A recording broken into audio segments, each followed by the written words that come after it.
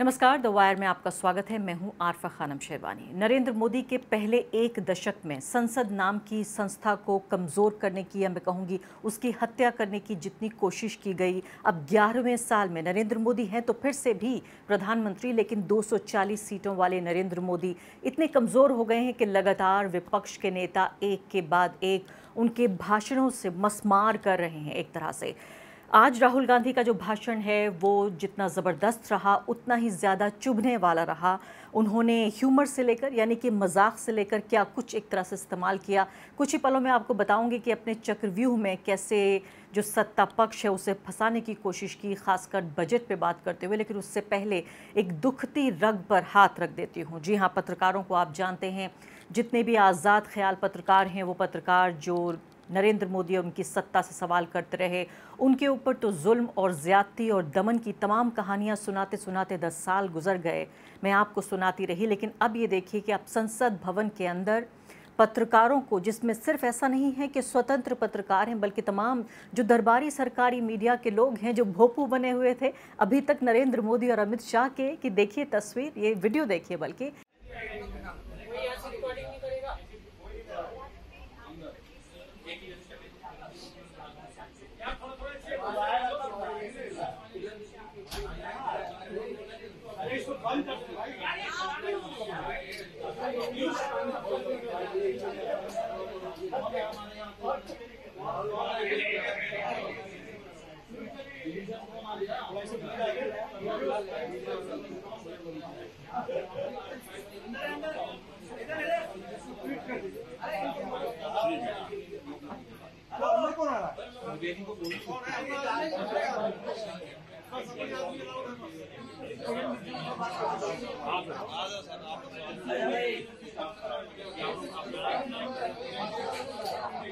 कैसे इस वीडियो में एक बॉक्स में, एक पिंजड़े में बंद कर दिया गया है, छोटी छोटी, ऐसा लगता है कि बेआवाज़ तोते, बेआवाज़ चिड़ियों की तरह, जिनकी कोई आवाज़ बाकी नहीं है, इस बॉक्स से बाहर नहीं निकल सकते। संसद में जो पार्लियामेंट कवर करने वाले पत्रकार हैं, जिनकी बीट पार्लियामेंट है, यानी कि हो सकता है कि वो 2, 4, 6, 10 साल, 20 साल, 30 साल से पार्लियामेंट को कवर कर रहे हों, जो मकर द्वार कहलाया जाता है पार्लियामेंट का, जिसमें आपने अक्सर ये देखा होगा। ये देखिए आप, तमाम पार्टियों के नेताओं से बातचीत किया करते थे, बाइट जिसे हम कहते हैं, यानी कि एक छोटा वक्तव्य लिया करते थे, अलग अलग सांसदों का, मंत्रियों का भी, जिसमें सत्ता पक्ष ज़्यादातर होता था और कभी इक्का दुक्का विपक्ष भी हो जाया करता था। उनकी आवाज़ पहुंचती थी देश और दुनिया में, आम जनता के सामने आवाज़ पहुंचती थी।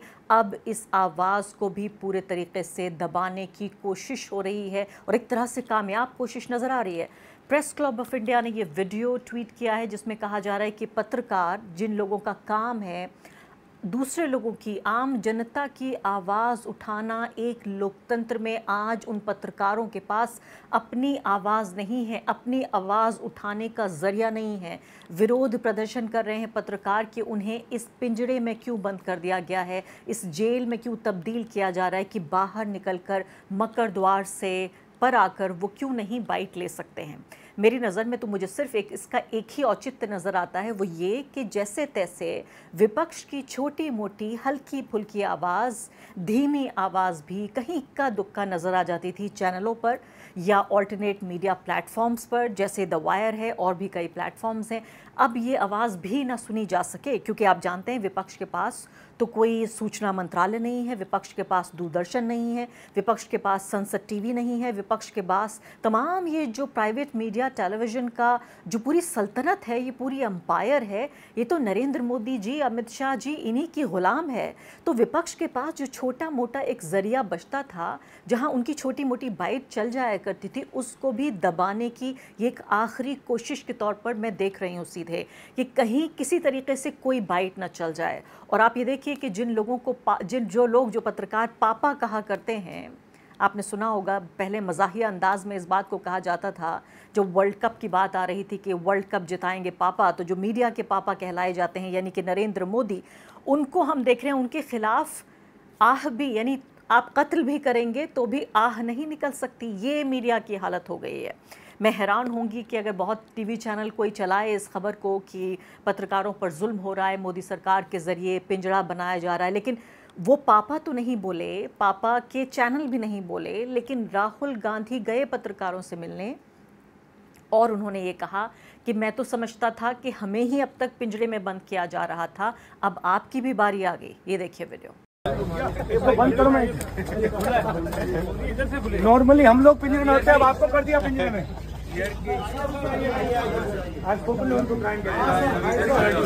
आज हमारा ही पिंजरा। सॉरी।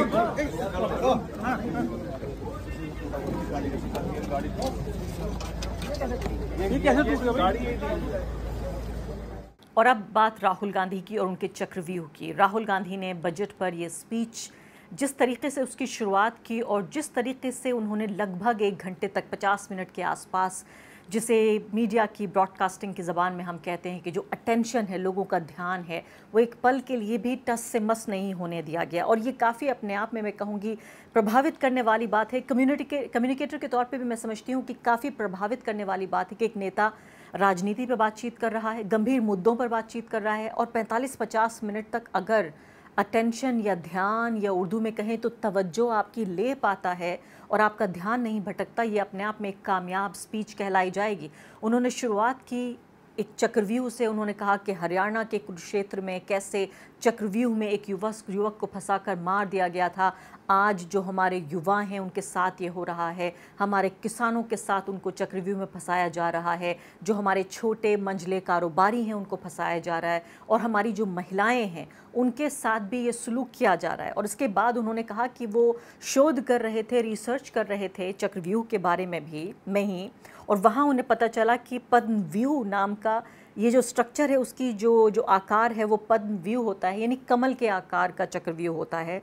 और एक तरह से टिप्पणी करते हुए, या मैं कहूँगी सीधी टिप्पणी करते हुए, नरेंद्र मोदी के लिए उन्होंने कहा कि वो तो अपने कोट पर या अपने कुर्ते पर लगा के घूमते हैं, यानी कि भाजपा को वही कह रहे हैं कि वो एक तरह का पद्मव्यूह या चक्रव्यूह है जिसमें आम जनता फंस रही है। स्पीकर सर, हजारों साल पहले हरियाणा में कुरुक्षेत्र में एक युवा को, अभिमन्यु को 6 लोगों ने चक्रव्यूह में मारा था। 6 चक्रव्यूह में फंसाकर मारा था। सर, चक्रव्यूह के अंदर डर होता है, हिंसा होती है, और अभिमन्यु को चक्रव्यूह में फंसाकर, ट्रैप कर 6 लोगों ने मारा। मैंने चक्रव्यूह के बारे में थोड़ी रिसर्च की और पता लगा कि चक्रव्यूह का एक दूसरा नाम होता है पद्मव्यूह, मतलब लोटस फॉर्मेशन। तो जो चक्रव्यूह होता है स्पीकर सर, वो लोटस के शेप में होता है, कमल के फूल के शेप में होता है।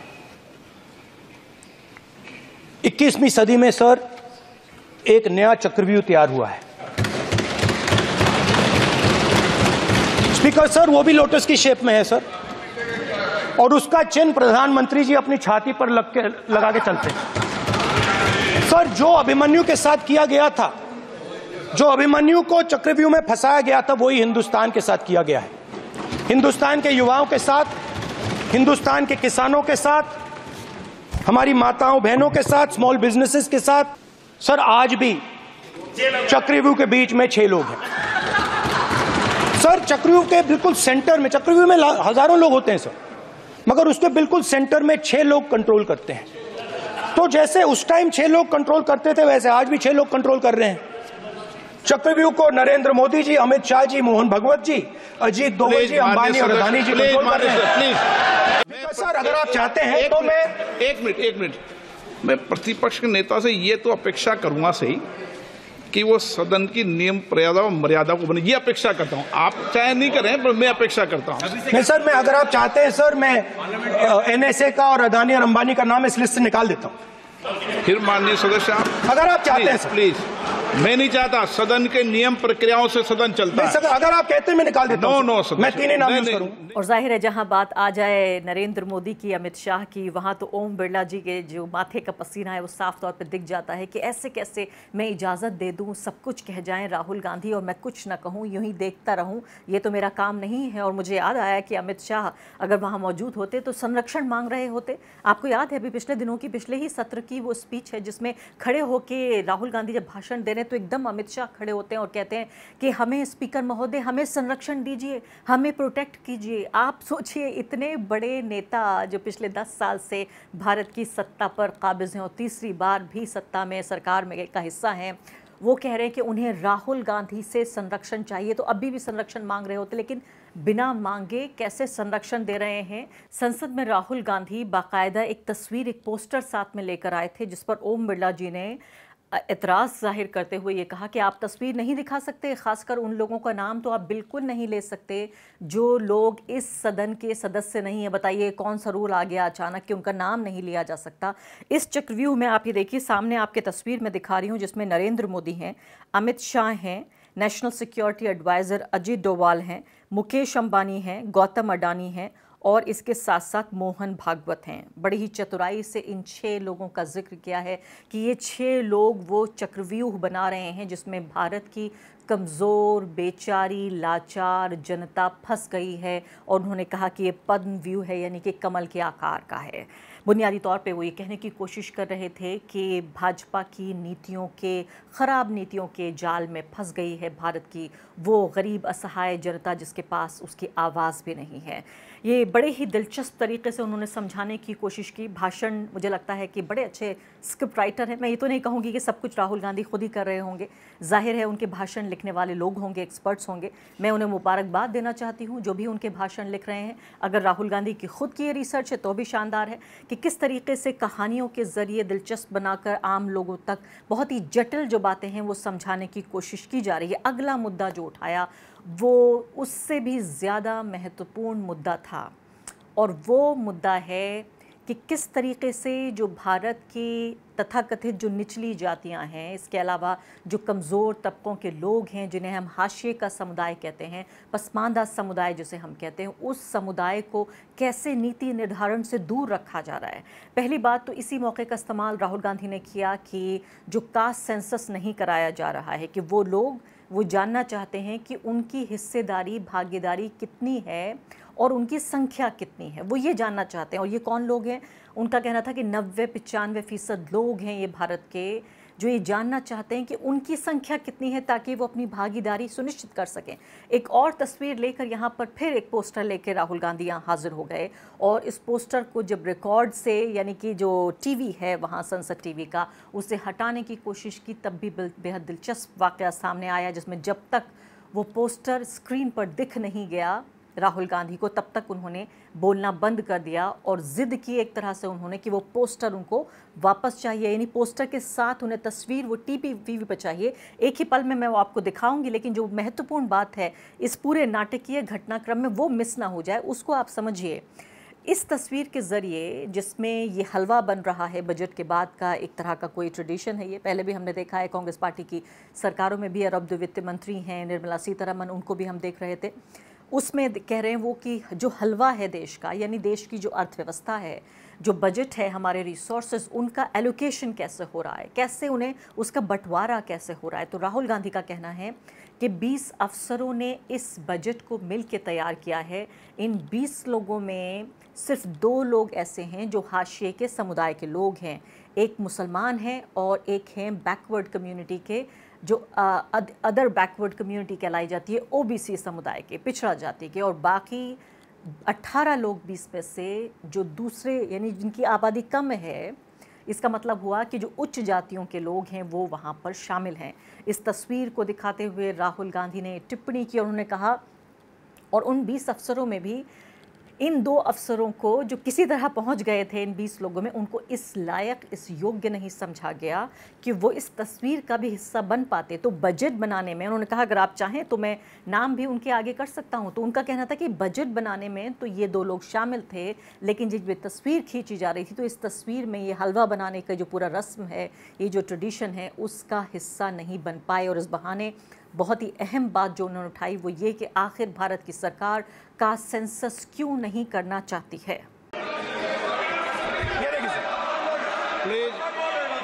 ये देखिए सर, एक फोटो देखिए। एक मिनट प्रतिपक्ष, एक मिनट।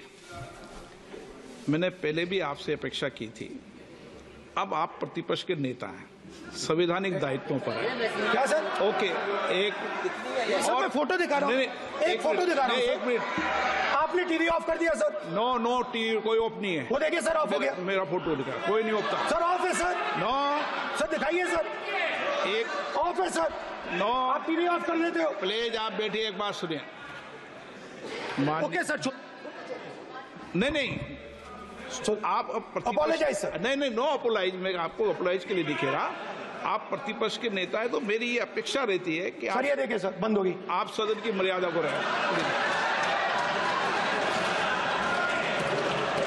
सर जब भी मैं उसको हटाना चाहता हूं मुझे ये करना है सर, वो हटो देखो आगे।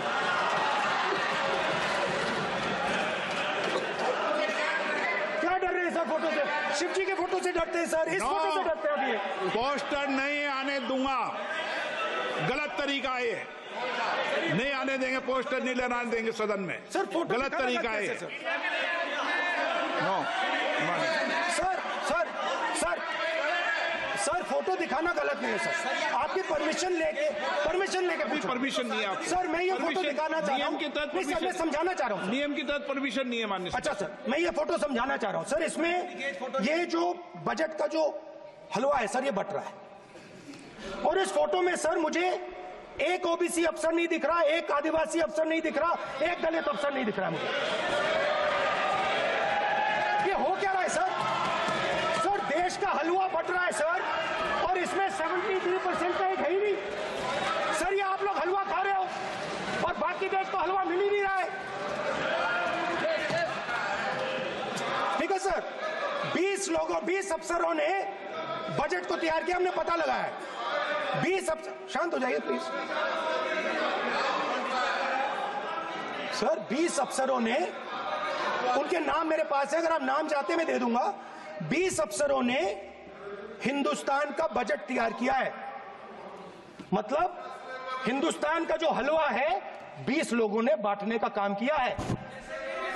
अब स्पीकर सर, उन 20 लोगों में से 90% लोगों में से सिर्फ 2 हैं, एक माइनॉरिटी और एक ओबीसी। और इस फोटो में एक भी नहीं है, मतलब फोटो में आपने पीछे कर दिया।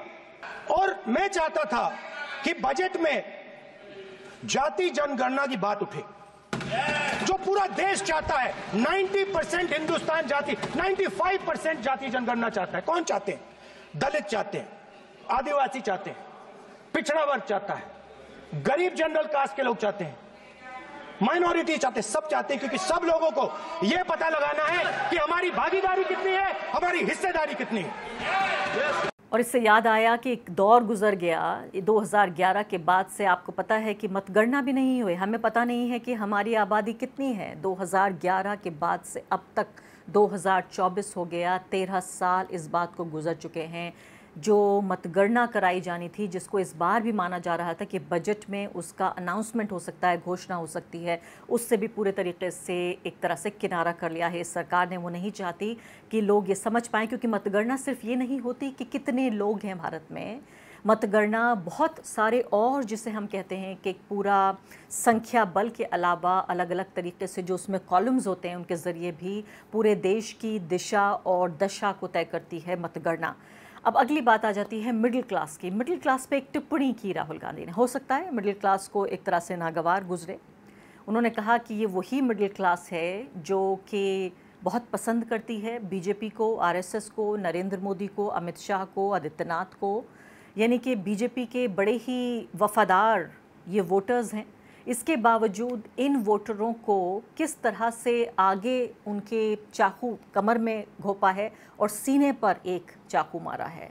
ये इस तरह से उन्होंने कहा कि बजट में साफ तौर पे जो कहा जा रहा था कि ये एंटी मिडिल क्लास बजट है, इस पर राहुल गांधी ने टिप्पणी की, उन्हें एक तरह से हिपोक्रिटिकल या एक दोहरा रवैया अपनाने वाले लोगों में शुमार बताया कि जब नरेंद्र मोदी ने कहा कि आप थाली बजाइए तो उन्होंने थाली बजाई, जब उन्होंने कहा आप ताली बजाइए तो उन्होंने ताली बजाई, जब उन्होंने कहा पतीला पीटिए तो उन्होंने पतीला पीट दिया, जब उन्होंने कहा कि आप टॉर्च जलाइए मोबाइल फ़ोन की तो वो टॉर्च जलाने लगे। नरेंद्र मोदी के बिल्कुल पिट्ठू बन चुके थे, उनके हाथ में एक तरह से मैं कहूँगी कठपुतलियों की तरह इस मिडिल क्लास को नचाया। और अभी भी देखिए, शहरों का रहने वाला जो मिडिल क्लास है उसी ने नरेंद्र मोदी की पार्टी बीजेपी और नरेंद्र मोदी को बचाया है, जिताया नहीं है, बचाया है। अगर यही अर्बन पॉपुलेशन जो शहरों में रहती है, अपर कास्ट मिडिल क्लास जो लोग हैं, अगर इन्होंने वोट नहीं दिया होता इस बार नरेंद्र मोदी और बीजेपी को, तो ये तो 240 सीटें भी नहीं आती। नरेंद्र मोदी किसी भी कीमत पर तीसरी बार प्रधानमंत्री नहीं बनते। लेकिन उसके बावजूद भी इस मिडिल क्लास को किस तरह से परेशान किया गया है, किस तरह से उसके चाकू घोंपा गया है, उसकी पीठ में भी और छाती पर भी, इसका जिक्र किया राहुल गांधी ने। सर मिडिल क्लास जो है वो शायद इस बजट से पहले प्रधानमंत्री को सपोर्ट करता था। जब प्रधानमंत्री ने कोविड के समय उनसे थाली बजवाई थी तो उन्होंने दबाकर थाली बजाई, धड़ धड़ धड़ धड़ धड़ थाली बजा बजाई। हमें अजीब लगा, मगर प्रधानमंत्री ने मिडिल क्लास को ऑर्डर दिया तो मिडिल क्लास ने थाली बजाई। उसके बाद प्रधानमंत्री ने उसी मिडिल क्लास से कहा मोबाइल फोन की लाइट जलाओ, और मोबाइल फोन की लाइट जली। मिडिल क्लास ने, पूरे हिंदुस्तान में मिडिल क्लास ने मोबाइल फोन की लाइट जला दी। अब इस बजट में आपने उसी मिडिल क्लास के एक छुरा पीठ में मारा, दूसरा छुरा छाती में, एक इधर मारा और एक इधर मारा। इंडेक्सेशन जो आपने कैंसिल की, तो क्या वाकई मैं उम्मीद करूं कि पत्रकारों की जो तकलीफ़ है, जो उनकी परेशानी है, जो भी कुछ उनके अधिकार हैं, उनको लगातार जो कुचलने की हर मुमकिन कोशिश हो रही है, इस पर कोई बातचीत होगी जो मुख्य धारा का मीडिया है। मैं भी इंतज़ार करूंगी, आप भी इंतज़ार कीजिए। लेकिन इस दौरान ये बहुत अहम है और बड़ा ही सुखद एक अनुभव है मेरे जैसे पत्रकारों के लिए, जिन्होंने देखा कि कैसे अपने मोटे बूट के नीचे लोकतंत्र को कुचलने की जो कोशिश हुई। आज वही संसद, उसी संसद में विपक्ष की गूंज नज़र आ रही है, उसी संसद में विपक्ष बोल पा रहा है, आम आदमी के आम मुद्दे उठा पा रहा है। और ये विश्वास के साथ मैं कह सकती हूँ कि हिंदुत्व की राजनीति, नरेंद्र मोदी के ब्रांड की राजनीति, उसका लगभग लगता है उसकी गिरावट की शुरुआत हो चुकी है। और जो साधारण भारत की वही इम्परफेक्ट जो राजनीति है, जो बहुत आदर्श नहीं है, उसी की वापसी नज़र आ रही है, क्योंकि आम आदमी के मुद्दे पब्लिक डिस्कोर्स में वापस आ रहे हैं। द वायर के और वीडियोस देखने के लिए सब्सक्राइब करें और बेल आइकन पर क्लिक करें। स्वतंत्र पत्रकारिता की आर्थिक मदद करने के लिए डिस्क्रिप्शन में दिए गए लिंक पर जाएं और अपनी राशि चुनें।